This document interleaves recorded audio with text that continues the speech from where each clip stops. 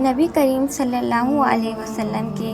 اس فرمان کی تشریح سے متعلق ہے جس میں آپ صلی اللہ علیہ وسلم کا ایمان بڑھا دیا۔ فی الواقع جو لوگ ایمان لائے ہیں ان کا ایمان اور زیادہ ہو گیا، اور فرمایا کہ منافقوں نے مومنوں سے کہا کہ تمہاری بربادی کے لیے لوگ بکثرت جمع ہو رہے ہیں، ان کا خوف ہدایت میں اور زیادہ بڑھا دیا، اور فرمایا کہ جو لوگ سیدھی راہ پر ان کو اللہ اور ہدایت دیتا ہے، اور فرمایا کہ جو لوگ ہدایت پر ہیں اللہ نے اور زیادہ اور اطاعت کا شیوہ ضرور بڑھ گیا۔ اور حدیث میں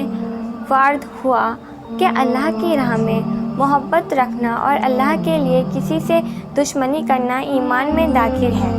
اور خلیفہ عمر بن عبدالعزیز رحمہ اللہ نے عدی بن عدی کو لکھا تھا کہ ایمان کے اندر کتنے ہی فرائض اور عقائدیں ہیں اور حدود ہیں اور مستحب و مسنون باتیں ہیں جو سب ایمان میں داخل ہیں، بس جو ان سب کو پورا کرے اسے نے اپنا ایمان پورا کر لیا، اور جو پوری طور پر ان کا لحاظ رکھے نہ ان کو پورا کرے اس نے اپنا ایمان پورا نہیں کیا۔ بس اگر میں زندہ رہا تو ان سب کی تفصیلی معلومات تم کو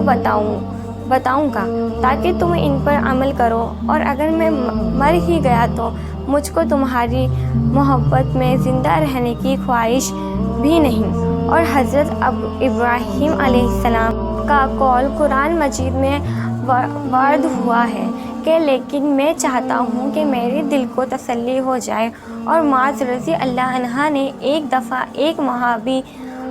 سے کہا تھا کہ ہمارے پاس بیٹھو تاکہ ایک گھڑی ہم ایمان کی باتیں کر لیں، اور حضرت عبداللہ بن مسعود رضی اللہ عنہ نے فرمایا تھا کہ یقین